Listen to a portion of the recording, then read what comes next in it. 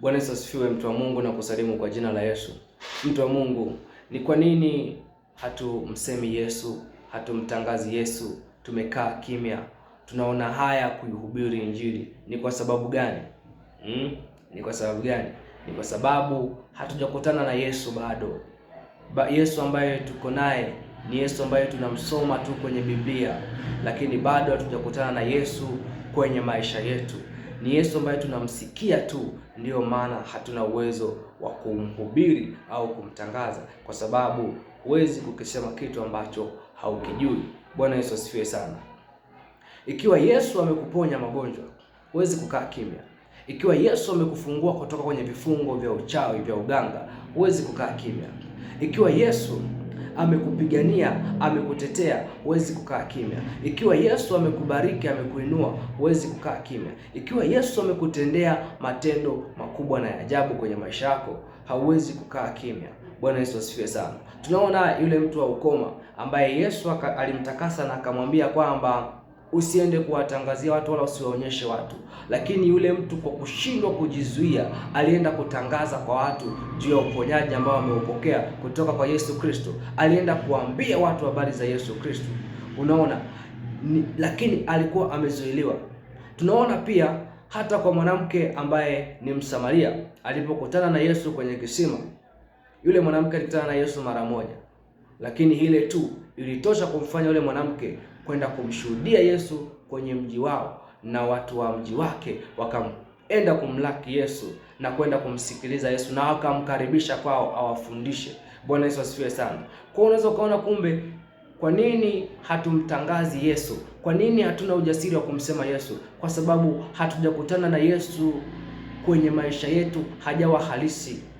Kama tumemuona Yesu kwenye maisha yetu akitupigania, akitutetea, akituvusha, akitupandisha, akituinua, akituheshimisha, hatuwezi tukakaa kimya. Hatuwezi tukakaa kimya.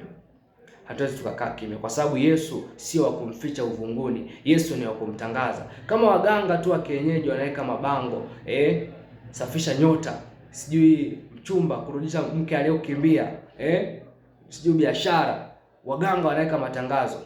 Kwa nini huyu Yesu ambaye anatupatia uzima wa milele sisi tusimtangaze kama tumekutana naye kweli? Hata yule mwanamke ambaye alikuwa anatokwa na damu kwa miaka 12, baada ya kugusa pindo la Yesu akapokea uponyaji. Alikuwa anajificha kutokana na hali ambayo alikuwa nayo. Alikuwa anajitenga kwa sababu alikuwa anaonekana yeye ni najisi, hafai kuchangamana kwenye jamii. Lakini baada ya kugusa pindo la Yesu, hata akawa na ujasiri wa kujitokeza. Kwa sababu gani? Kwa sababu akijiona amepona. Lakini angekuwa hajapona, damu ingekuwa haijakauka, asingekuwa na ujasiri wa kujitokeza. Angekuwa na hofu bado, kwa sababu anajua kabisa kwamba damu bado ipo. Kwa hiyo siwezi hapa kutoboa, hawa watu, umati huu unaweza ukaniadhibu. Lakini akawa na ujasiri wa kutoka na kusema ni mimi na nimepona. Yesu akamwambia imani yako imekupona. You see? Ni kwa sababu gani? Kwa sababu tayari ameshaona. Yaani kwa hiyo ukutana na Yesu akakuvusha kwenye eneo lolote lile, unakuwa na ujasiri kwa sababu umemuona Yesu ni halisi. Akikuokoa kwenye ajali ambayo hakukuwa na elimu yoyote ile ambayo au namna yote ambayo unaweza kaelezea iliyokupelekea upone, hakuna namna yote, unajua kabisa kwamba ni Yesu ambaye ameniokoa. Kwa unakuwa na ujasiri na unakuwa na ujasiri mkuu kwamba ni Yesu ametenda, na huwezi kuogopa kumsema Yesu. Umekutana na Yesu, amekuonyesha kwamba yeye ana nguvu zaidi ya waganga na wachawi. Huwezi ukatetemeka ukaogopa waganga na wachawi, kwa sababu tayari unajua kumbe ni halisi. Kwa sababu gani? Umepitia field halisi, umekaa mazingira ambayo yanasifika kwa uganga na wachawi, lakini waganga walisalenda, waganga wakaleta vyombo vyao, wachawi wakaleta vitu vyao kuja kujisalimisha, kusema tunataka nguvu kama za kwako. Alafu unaambia nguvu zangu mimi ni Yesu. Wanasema hata kama ni Yesu, tunamtaka huyo Yesu. Tunamtaka huyo Yesu. Tunamtaka huyo Yesu kwa sababu huyo Yesu ni wa ajabu kuliko hivi vitu ambavyo tunavitumainia. Bwana Yesu asifiwe sana.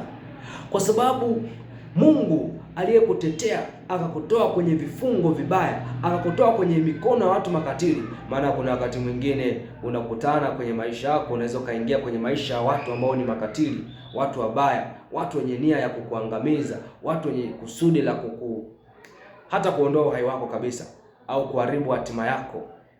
Watu ambao wanachukua nyota yako, watu ambao wanataka kuchukua energy yako, kudim light yako, usionekane wewe, bali wajifaidishe wao kupitia nguvu yako. Through your essence they should benefit themselves through your light. You see, by siphoning your energy they should build their life. Kwa hiyo unakutana kuna watu ambao wanataka kuibie nyota, wanakufunga, mambo yako haendi, lakini Yesu anakufungua na kuokoa na kuweka huru, na mambo yako yanaenda vizuri, unakuwa na nguvu na ujasiri. Kuna watu bila Yesu tusingekuwa hapa. Ndio maana tuna ujasiri wa kumsema huyu Yesu, kwa sababu tumemuona Yesu kwa uhalisia kwenye maisha yetu. Tumemuona Yesu, ajali alizotuokoa.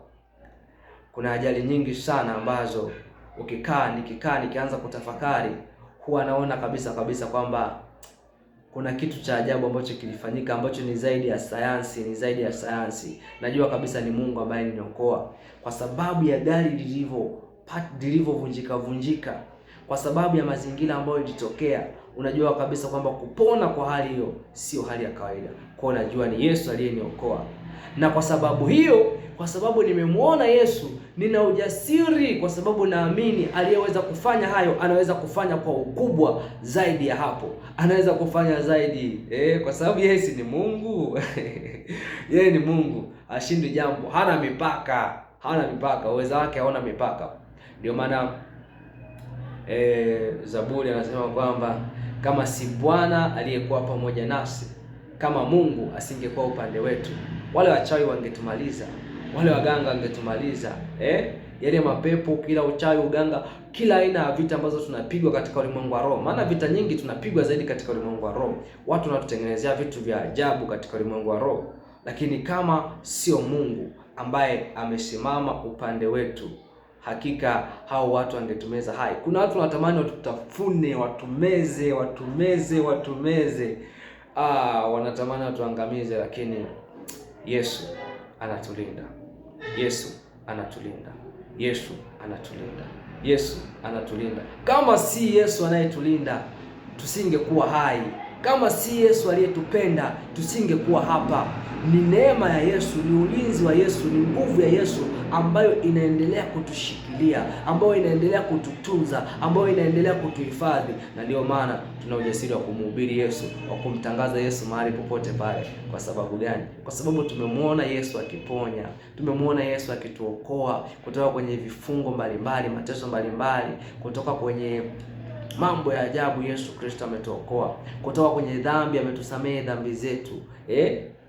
Tena hicho ni kitu kikubwa zaidi, kusamehewa dhambi, na zaidi neema yake, na kwa uwezo wa nguvu za Roho Mtakatifu kutuwezesha kuishi maisha ya utakatifu. Maana bila uwezo wa Roho Mtakatifu na neema ya Yesu Kristo hatuwezi kutoboa. Lakini kwa neema ya Mungu na msaada wa Roho Mtakatifu tunaweza kuwa watakatifu kama Baba yetu alivyo mtakatifu, sawa na ilivyoandikwa. Maana imeandikwa kwamba tutakuwa watakatifu kama Baba yetu alivyo mtakatifu. Maana yake huo utakatifu sio bidii zetu, matendo yetu, juhudi zetu, bali ni kwa msaada wa nguvu za Roho Mtakatifu kupitia neema iliyofunuliwa na Mungu wa Bwana wetu Yesu Kristo. Kwa hiyo ndugu yangu, kama Yesu amekutendea matendo makuu, kama Yesu amekufanyia jambo kuu kwenye maisha yako, huwezi kukaa kimya. Utawaambia na watu wengine, ili nao pia wamjue Yesu, waujue uzuri wa Yesu, nao pia waje kwa Yesu Kristo. Watu wajue Yesu yeye ndo anayetoa uzima wa milele.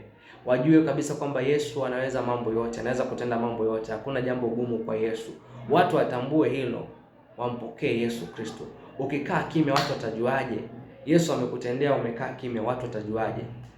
Ila nitoe tu angalizo kwamba unapotoa ushuhuda, ni lazima uzingatie kwamba ushuhuda wako unaotoa, je, tayari umekamilika? Kwa sababu ukiutoa nje ya muda, adui ataibua vita na kufanya kile ambacho kilitakiwa kizaliwe kisizaliwe. Kwa hiyo inakupasa Kuna vitu nakupasa usubiri vizaliwe, vikamilike, ndio utoe ushuhuda. Bwana Yesu asifiwe sana. Lazima ujue pia, uwe na hekima hiyo ya kulinda ushuhuda. Jambo kabla halijakamilika usilitoe hadharani ukatangaza vita na kupelekea hilo jambo kuwa gumu kukamilika. Mungu akubariki sana.